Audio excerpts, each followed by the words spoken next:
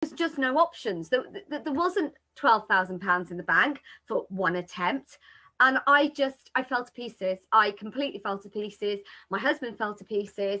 And, you know, we sought various different people's help and advice. And we went to another clinic in Cambridge. And again, the same reports. And remember, this took place over a number of years.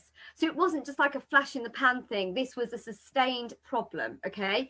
And then one particular day, we'd been recommended to speak to a very well-to-do, very established doctor down in London. And well, the report was so negative, the report was so awful, and this is the absolute truth, that on the way home, my husband and myself, we were so now devastated, crushed would be the word, that we got completely on the wrong train, and we didn't speak to each other for 3 days. We couldn't find the words to utter. The pain was so immense. And you know, every one of these of us on here who are faith ambassadors and who are wanting to help you women, we know that pain. We know that pain.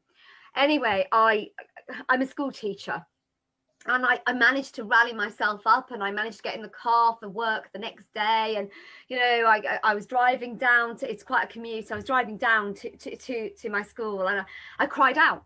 I said, you know, God, you have sent angels. You have sent angels to people in need. I'm on my knees. I need help. I need an angel. You need to help me. And I didn't think much of that cry for help. And I got into my school, and I put my computer up, and I put my computer up on the desk, and this overwhelming feeling inside me spoke to me. And I've learned to listen to that. You listen to that feeling. And it said to me, type in the Lord's word on healing.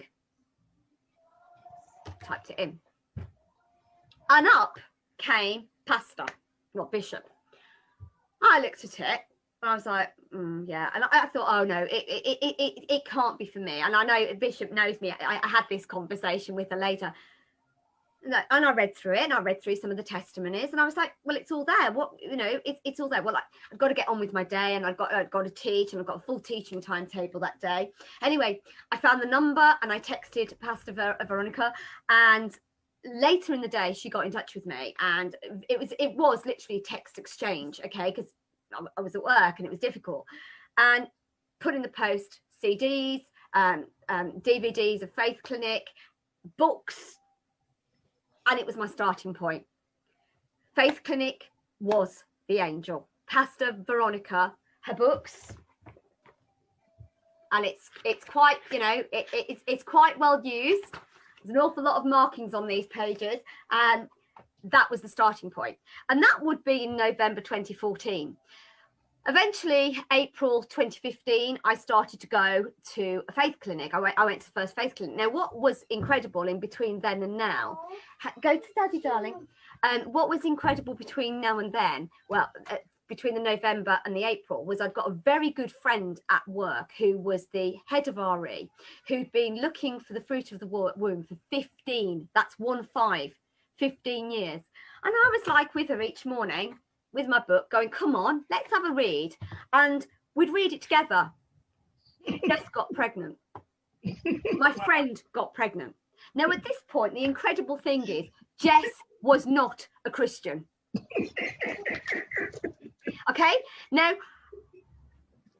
we then decided, us girls, we'd got to get all the way down to Faith Clinic. And, you know, Jess was quite well pregnant at that point. And she met Pastor, and it was probably obvious to everybody in Faith Clinic that she hadn't given herself to the Lord. But she got prayed upon, and we prayed upon her.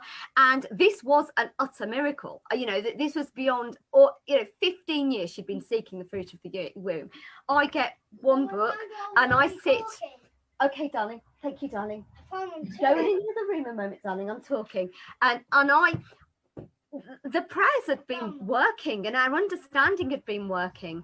But basically, we went to Faith Clinic together, and she'd got the miracle, but I hadn't.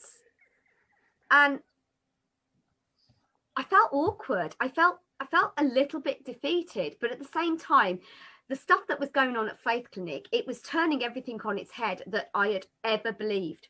And I can remember Pastor taking me to one side one day, and she said, you know, God's not like your earthly God. I was like, right, what do you mean? You see, my earthly God and my earthly dad is quite a strict father. He is a loving dad, but it always feels in a way that it's quite hard work to approach my earthly father. And Pastor V worked with me, and she broke that. And she said to me, God's different. You need to discover who God is. You need to discover the character and nature of God. He is only ever good.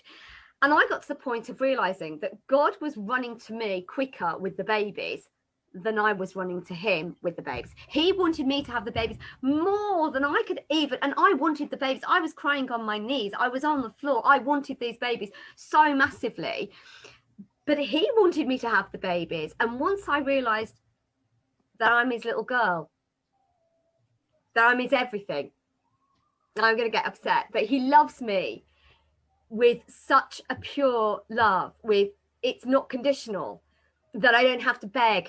I don't have to beg him for a baby, because as Pastor Zakia said at the start, it actually was a commandment that was given in Genesis that we should go forth and multiply. So why am I begging for something that he is actually absolutely telling me, go forth and take? Now, the story doesn't end. The story doesn't end there. Okay, so I go to Faith Clinic in May 2015. I go in July 2015.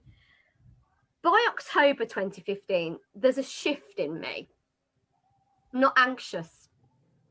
I'm not frightened about not having a baby, because I'm not frightened because I've got the baby. The baby, the infertility is not speaking to me. I've spoken back to the infertility. I've put the infertility back in the grave. I've realized I'm a new covenant believer.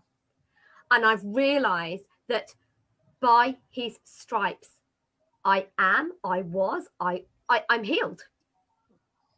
I'm completely healed. Infertility was in the grave when Jesus hung on the cross. Amen. So I'm now fruitful. I'm completely fruitful. I'm healed. I'm restored. It doesn't matter that the issue is predominantly my husband's, because I'm sitting in the throne room with the Father. I'm sitting next to Jesus. The babies are there. I don't have to do anything.